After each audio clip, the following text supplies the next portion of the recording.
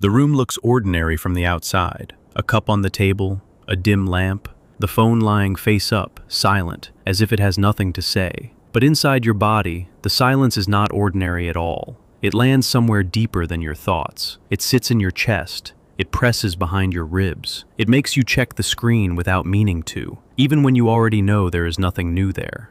And maybe that is the part that hurts most, not the absence itself, the waiting, the strange, private reflex of waiting. You tell yourself you are not doing it anymore. You are not going to chase. You are not going to send the message that starts with, just checking in. You are not going to be the one who keeps the thread alive when the other person has gone quiet. And yet your body still remembers the old pattern. It reaches before your mind agrees. It leans toward the door before you decide whether you want to open it. That is why a woman's silence can feel so confusing at first. Because if you have spent years speaking too much, explaining too much, proving too much, then silence does not feel natural. It feels like loss. It feels like danger. It feels like you are doing something wrong. But there is a point in a woman's life where silence stops being a strategy and starts becoming an integration. That is a very different thing. A strategy is still aimed at the other person. It is still secretly asking, will this make them notice me? Will this make them come back? Will this make them miss me? Will this make them finally understand? Integration asks a deeper question. What happens inside me when I stop betraying myself to keep someone else comfortable? That question changes everything. Because there is a kind of silence that comes from pain, and there is a kind of silence that comes from power. One is empty, the other is full. One is a wound, the other is a boundary. One says, I have nothing left. The other says, I am no longer available for self-abandonment. And the difference between those two silences is not always visible from the outside. Sometimes they look the same. Both are calm, both are quiet, both refuse to perform. But inside, they are completely different worlds. A woman who is silent because she has been broken is still waiting to be rescued by someone else's attention.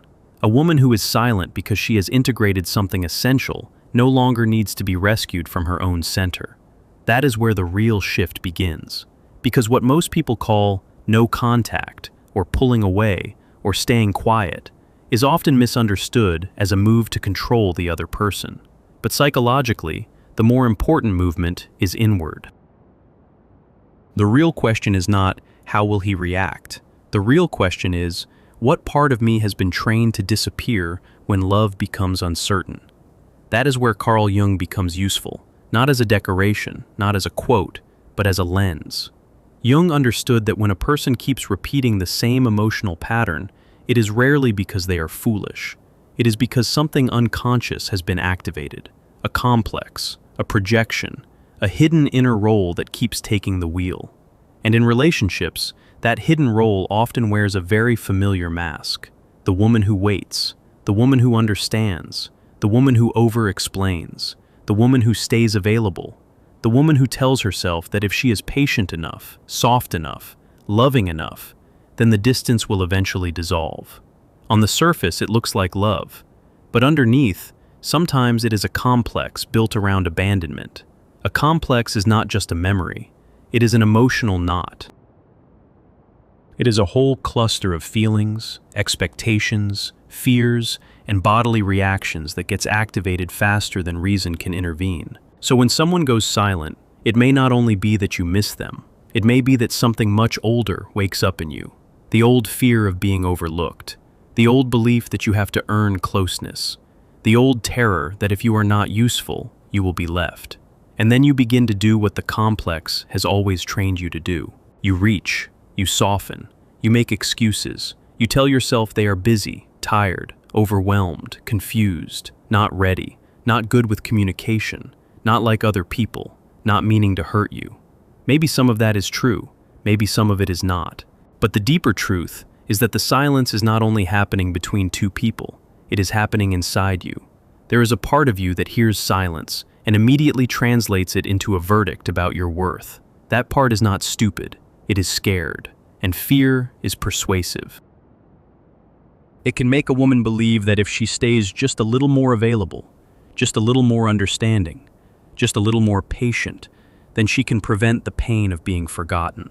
It can make her confuse endurance with devotion. It can make her call self-erasure love. This is where the shadow enters the room. Because the shadow is not only the dark side of a person, it is also the parts of ourselves we have not wanted to see. In a woman who has been the good one for too long, the shadow may contain anger, pride, dignity, refusal, and the simple sentence, "I do not have to keep proving that I deserve care." That sentence can feel shocking the first time it arrives, not because it is cruel, but because it is honest.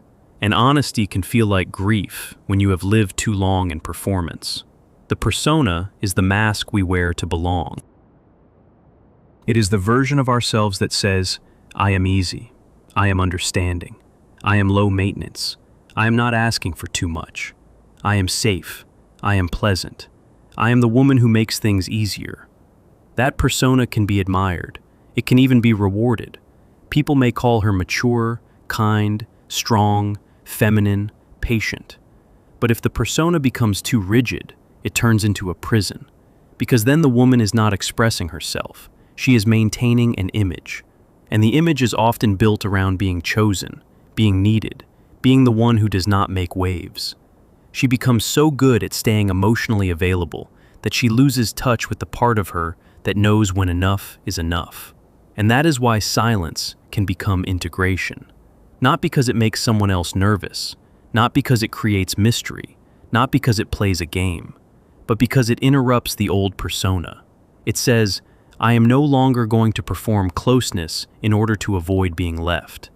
That is a deeply psychological act. It is a refusal to keep feeding a pattern that has already cost too much. You may think the silence is about them. You may think it is about whether they miss you, whether they notice, whether they regret the distance, whether they finally understand what they had. But the deeper layer is more intimate and more uncomfortable. The silence is revealing what you have been willing to tolerate in the name of connection. That is why some women feel strangely guilty when they stop reaching out. They expect relief, but what comes first is guilt. And guilt can be misleading. It can make you believe that stepping back is selfish, that protecting your peace is cold, that not chasing is somehow a failure of love. But often guilt appears when a boundary is new. It appears when a woman starts to separate her actual self from the role she has been playing. The old role says, "If I don't keep the bond alive, I am abandoning them." The deeper truth says, "If I keep abandoning myself to keep the bond alive, I am abandoning myself." That is the turning point. Because once you see that, the meaning of silence changes. You begin to understand that a woman's silence is not always punishment. Sometimes it is the first honest thing she has done in a long time. And this is where many people misunderstand the emotional power of withdrawal. They think the point is to make the other person feel your absence. They think the point is to become hard, unreadable, untouchable. But those are still external goals. They still orbit the other person. Integration is different. Integration means your silence is no longer a message designed for someone else's nervous system. It becomes a container for your own. It creates space for the parts of you that were drowning in reaction. It allows your body to stop bracing for the next tiny signal. It lets your mind stop interpreting every delay as a verdict. It gives your heart enough quiet to hear what it has been saying underneath the panic. And what it has been saying is often very simple. I am tired of being the one who always reaches first. I am tired of turning my longing into a performance. I am tired of making room for someone who only notices me when I am leaving. That last sentence matters, because one of the most painful patterns in relationships is when a woman becomes most visible only at the point of withdrawal. While she is available, she is taken for granted. While she is giving, she is assumed. While she is explaining, she is not really heard. But the moment she stops, the atmosphere changes. Not always because the other person suddenly becomes enlightened. Sometimes because silence reveals what constant availability was hiding. And this is where projection becomes important. Jung understood projection as the way we place our inner images onto another person and then respond to them as if they were the whole truth. A woman may project her longing, her hope, her unfinished need for safety, onto a man who feels mysterious, restrained, emotionally inconsistent, or difficult to read. She may believe she is responding to his essence, when in fact, she is also responding to an inner image he has activated. That does not make the connection fake, it makes it human. But if the projection is never withdrawn, the woman keeps loving an image instead of a reality. She keeps waiting for the fantasy to become stable. She keeps hoping the person will finally become what her unconscious has been reaching for. And then, silence becomes the place where the projection starts to crack. At first, that crack hurts, because the fantasy was holding something together. It was giving shape to hope. It was making the uncertainty feel meaningful. But once the woman stops chasing, the image begins to lose its power. She starts to see what was actually there, not just what she wanted there. That is not a loss, it is a return. And yet, returns are rarely comfortable. They often begin with emptiness. You stop texting, and suddenly the evening feels too large. You put the phone down, and your hand still wants to reach for it. You sit in the quiet, and every old memory becomes louder. You wonder whether you made a mistake. You wonder whether your silence is too much. You wonder whether you should soften it, break it, explain it, repair it. This is the exact moment where many women go back, not because they really want to, because the unfamiliarity of self-respect can feel more threatening than the familiar ache of overgiving. But if you stay with that discomfort long enough, something else starts to happen. The body begins to realize that the silence is not an emergency. The nervous system begins to learn that nothing terrible happens when you do not rush to fill the space. And this is one of the most overlooked parts of healing. Sometimes the body has to learn what the mind already knows. You may intellectually understand that you should not chase what does not meet you, but if your body has been trained by years of inconsistency, it will still panic when the pattern is interrupted. That panic is not proof that you are making the wrong choice. It is proof that the old attachment is being challenged. A woman's silence becomes integration when she can feel that panic and not obey it. When she can let the phone stay silent without turning it into a personal humiliation.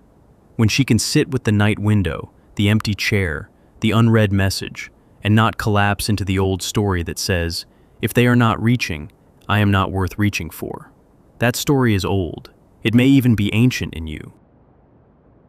It may have roots in childhood, in early attachment, in the first times you learned that being easy was safer than being real.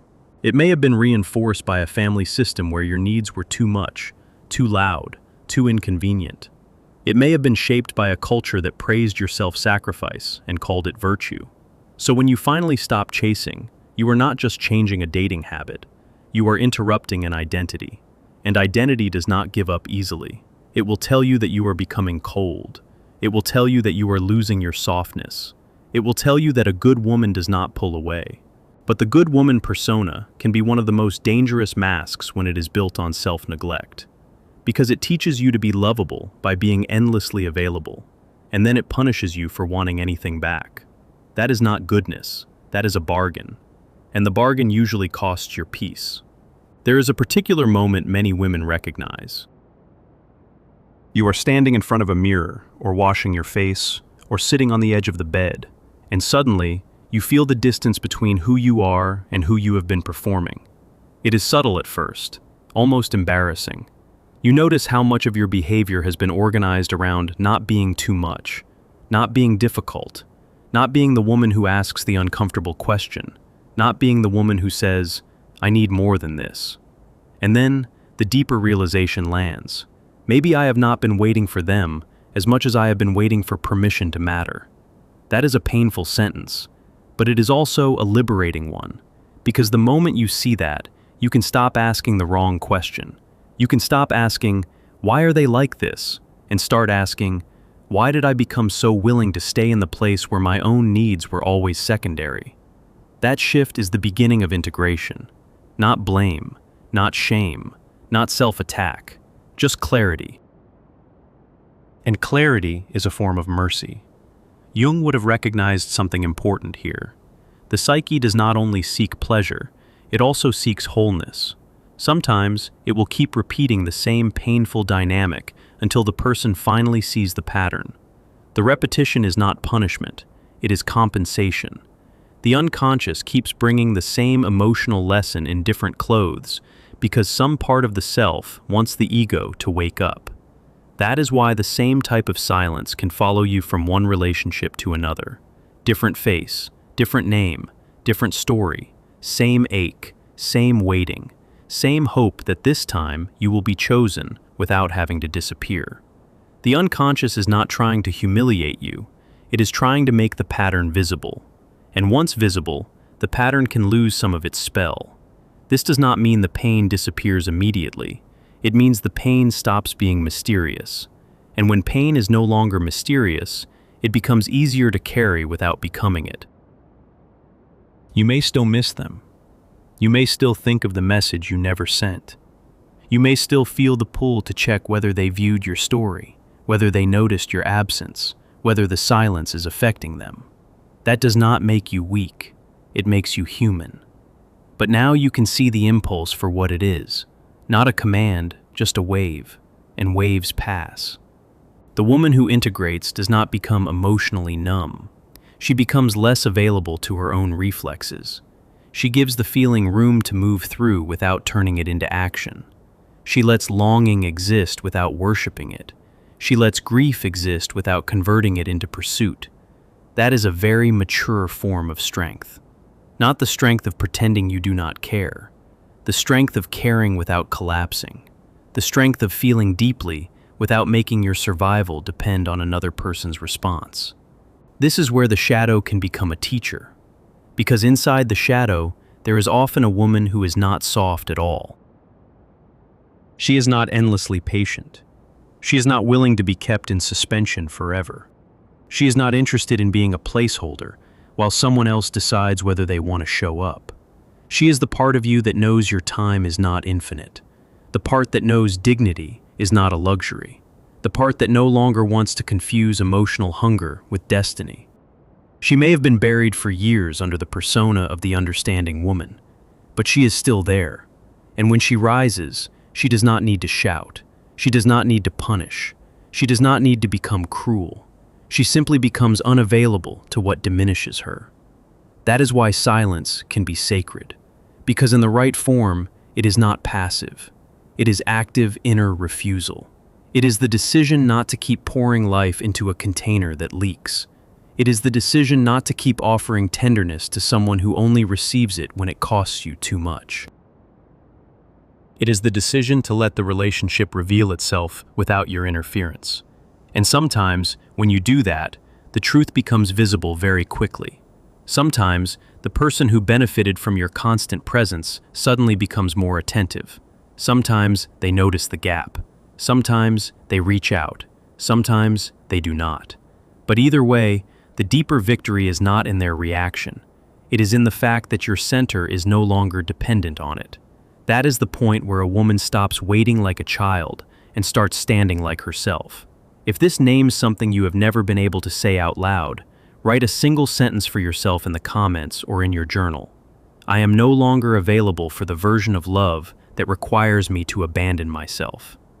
Let that sentence sit with you, not as a performance, not as a slogan, as a mirror. Because the real work of silence is not to make someone else feel the loss. The real work is to help you feel your own presence again. To hear the sound of your own life when you are not constantly translating yourself through another person's mood. To notice that your body softens when you no longer have to brace for inconsistency. To recognize that peace is not emptiness. It is a form of intelligence. And once you have tasted that, you can no longer pretend that constant emotional uncertainty is love. You may still love them. You may still care. You may still wonder. But you will no longer confuse the pull of the old wound with the voice of your future. That is the beginning of individuation.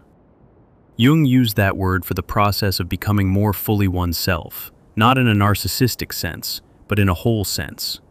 Individuation is what happens when the ego stops living only through roles and projections and begins to align with the deeper center of the self. It is not glamorous. It does not always look dramatic.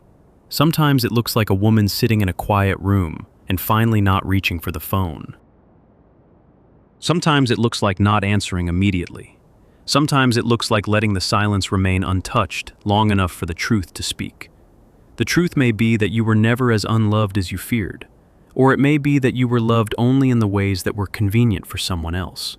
Or it may be that what you called love was actually the repetition of an old wound dressed up as chemistry.